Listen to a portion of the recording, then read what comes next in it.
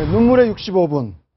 어제 5월 임시국회 첫 본회의가 열렸습니다. 네. 하지만 회의 65분은 눈물로 얼룩졌는데요. 어떤 일인지 직접 화면으로 보시죠.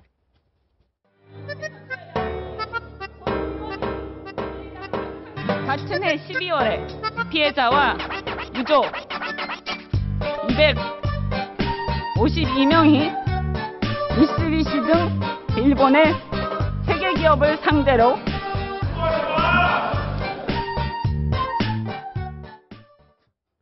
네. 네, 이현주 의원이 지금 눈물을 흘리면서 약간 울먹울먹 하는데 또 본회의장에서는 쇼하지 마라는 또 고성이 터져 나오는 그런 좀 상당히 이게 어떤 발언인데 저렇게 눈물을. 저도 지금 발언을 내용을 보니까 발언이 너무 이제 예를 들어서 이제 그 공무원연금법, 국민연금 연계 방안을 여야가 합의했는데 대통령이 이제 사실상 거부권을 행사하면서 뒤집어진 게 아니냐 뭐 이런 얘기도 있고, 그다음에 강제징용 그분이 유네스코 등재되는 문제인데 예. 우리 그 이현주 의원은 해명이 유네스코 일본 예. 예. 뭐죠? 세계문화유산 세계문화유산 등재에 대해서 얘기를 예. 하면서 서로의 못 법받쳤는데, 받쳤다. 자, 그 문제도 유네스코의 등재가 기정사실화되어 있습니다. 기정사실화되어 있는데 저걸 우는 문제가 아니고, 그러니까 우리가 너무 감성에 호소하는데 일본은 그걸 위해서 몇십 년 동안 공을 들여왔고 도네이션을 엄청나게 했습니다. 엄청나게 했고, 그다음 유네스코 사무총장을 일본인으로 한 지가 오래됐거든요. 그렇기 때문에 실리적 외교적 물밑 작업을 해왔는데 우리나라는 대사도 없습니다. 지금 소환된 뒤에. 그러니까 이 문제를 현실적으로 우리 국회에서 규탄 결의안을 낸다 해서 그게 문화재가 등재가 안 되느냐? 그거 아니죠. 우는 문제가 아니고 이 문제를 정부를 신랄하게 비판해야 되는 것이고, 유네스코 대사가 있는데 우리는 소환하는 판에 일본은 사무총장부터 오랫동안 자금을 대고 하면서 이 문제를 치밀하게 준비를 해왔는데 우리는 우리 선조들이 한이 맺힌 그 문제를 방치하고 있다가 눈물을 흘린다. 이게 정말 저는 뭐 이현주 그래서 의원이 어제 국회에 많은 시민들이 견학을 왔습니다. 견학을 왔다가 이런 광경들을 보고 발길을 돌렸다고 하는데, 이런 국회 광경을 본 시민들의 심정이 어땠을까요? 어이가 없었겠죠. 그러니까 일단은 뭐 울 수 있어요. 이를테면 내가 이렇게 가지고 있는 애국, 애족 뭐 이런 심정을 담아가지고 이게 과거사를 생각하고 현재 우리나라를 생각해 보니 눈물이 난다 이럴 수는 있는데, 이건 일단 일이었고요. 그다음에 정확한 보고가 필요한 일이었기 때문에 우리가 어떤 협상 현장에서 심리적으로 여러 가지 감정적 요인들을 사용해서 협상을 따내는 경우도 있지만 그 자리는 아니었던 것 같고요. 근데 이제 지금 이 이현주 의원이 했던 여러 행동들을 보시면 그 울음 자체도 굉장히 중요하지만 그 뒤에서 뭐라 그러냐, 이제 쇼하지 마 이런 얘기 나오잖아요. 쇼하지 말라는 얘기 나오죠. 지금 뭐 회의석상에서 노래도 부르고 뭐 공갈 얘기 나오고, 또 정부는 여러 차원에서 협박도 하고 이런 이야기들이 쭉 나오는 걸 보면 저는 이런 생각이 들더라고요. 우리 애한테 정치하라는 얘기가 참 안 나온다. 정치를 꿈으로 삼을 수 있는 그런 세상이 좀 왔으면 좋겠다는 생각이 들더라고요. 네, 이현주 의원은 어제 눈물을 흘렸지만 박근혜 대통령은 한숨을 쉬었습니다. 바로 국무회의. 네. 이것만 생각하면 한숨이 난다. 이것이 뭘까요? 아니 그러니까 대통령 입장에서는 공무원 연금 개혁, 결국 그 부분인데요. 홍보수석하고 지금 그 문영표 복지부 장관이 나서다가 이제 어제 대통령이 급기야 나섰는데, 그 박근혜 대통령이 얘기하는 거죠. 도대체 공무원 연금 개혁과 국민연금이 무슨 관계가 있느냐? 아무 관계도 없는 것 갖다가 링크를 해서 이렇게 벌목을 잡는 게 말이 되느냐? 그러니까 한숨이 나온다라고 이제 뭐 말씀하신 건데, 논리적으로 옳은 것 같고, 어쨌든 어제도 지금 법사위 이상민 법사위원장 65개 법 여야 합의한 거를 갖다가 단순 절차인 사이버상에서 서명만 딱 누르면 되는데 그걸 안 해서 또 펜딩 시켰지 않습니까?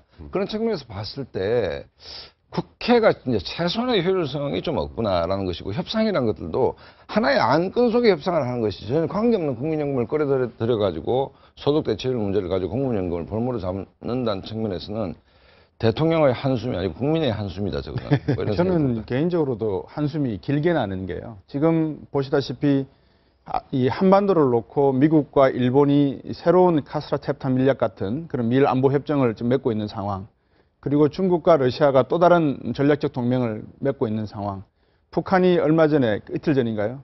잠수하면서 미사일을 발사하는 듯한 모습의 사진을 공개한 상황. 네. 지금 국제 정세가 상당히 어렵게 돌아가고 있는 상황에다가 경제적 상황도 녹록지 않은데 임시국회에서 그런 문제를 좀 논의하고 이야기를 하라고 만들어 놨을 건데, 도대체 저기서 눈물을 짓고 쇼하지 마 고성을 지르고 하는 게 국민과 국가 경제에 도대체 무슨 도움이 되는지를 모르겠습니다. 네. 네. 어제 통과된 법안도 달랑 3건입니다. 대권이죠. 네, 어제 이 본회의 자리에는 최근에 막말 논란을 불러일으킨 정청래 최고위원과 주승용 최고위원도 자리를 함께했다고 하는데 이 정청래 최고위원에 대해서 최고위원 직무 정지 카드가 지금 얘기가 되고 있다고 합니다. 이런 일이 있었습니까? 뭐 제 기억은 없는 것 같은데 예. 이제 평당원들이 이제 뭐 그렇게 징계위원회 이제 강창일 의원이 있는 징계위원회에 이제 회부를 했다는 건데 이게 정청래 의원이 그냥 뭐 이렇게 계산하지 않은 발언은 저는 아니다고 해요. 정교하게 계산된 발언이고 그다음에 이 문제 본질적으로 친노와 비노의 문제이기 때문에 뭐 호남 쪽 어떤 시의원, 도의원들 그다음에 뭐 평당원들이 했다 해서 징계위원회에서 뭐 출당 절차나 이런 게 있을 가능성은 거의 없다 이렇게 봅니다. 네, 알겠습니다. 근데 안철수도 어제 안철수 의원도 한마디 한 것 같아요. 네. 문재인 대표 네. 행동으로 보여야 할 때다. 최근에 이제 안철수 대표 전 대표의 스탠스는 문재인 대표하고 좀 협력하는 이 네. 김한길 대표는 직격탄을 날렸다면 안철수 대표는 뭔가 그러니까 4.29 재보선 패배 다음 날 문재인 대표 방에 가서 이번에 원내대표를 좀 이렇게 초대하는 형식이 어떻냐 얘기를 했고 전체적으로 문재인 대표하고 협력을 하면서 정치적 재기를 좀 꾀하는 모양새인데 네. 문재인 대표 쪽에서 좀 간을 보고 있는 게 뭔가 하면 인재영입 위원장으로 안철수 대표를 하는 게 어떠냐. 인재영입 위원장. 위원장으로. 그게 중요한 자리입니까? 그렇죠. 4.29 재보선 이후에 이제 새로운 공천을 하려면 사람들을 네. 모아야 되니까 네. 사람 모으는 자리이기 때문에 뭐 굉장히 중요한 자리죠. 그렇기 때문에 최소한 문재인 대표는 안철수 의원을 지렛대로 이 위기 국면을 좀 벗어나려고 하는 것 같고 네. 안철수 의원은 문재인의 위기 국면 속에서 정치적인 어떤 공간들을 좀 확보하려는 느낌 뭐 이런 게 좀 있습니다 지금. 네. 근데 그런데 말입니다. 바로 장하성 고려대 교수 저번 대선 때 좀 도왔었죠. 예. 네, 안철수 대표 도왔었는데 네. 저렇게 지금 얘기를 했어요. 안철수 의원이 당 밖에 있었다면 상종가를 치고 있었을 텐데 아쉽다. 여기에 문재인 대표 저도 그렇게 생각한다라고 얘기를 했습니다. 곽 박사님께서 이 부분에 좀 대해서 할 말이 좀 있으실 것 같은데. 글쎄요. 예. 그 방금 그 장하성 교수가 만약에 안 의원이 밖에 있으면 상종가를 쳤을 것이다. 어떤 아마 의미입니까? 합당한 문제를 놓고 이야기를 한 것 같습니다. 네. 지금 이렇게 새정치민주연합이 어지러운 상태, 안 의원이 이 새정치민주연합의 지금 이런 상태를 보고 있는 시야는 문 대표를 내려보내고 다른 대표를 앉힌다 한들 대안이 있느냐. 그러면 그 대안이 존재했을 경우에 새정치민주연합이 국민들로부터 많은 성원을 받을 수 있을 만큼의 대안 정치를 할 수 있는 그런 상황인가? 첫 번째 아마 질문인 네. 것 같고요.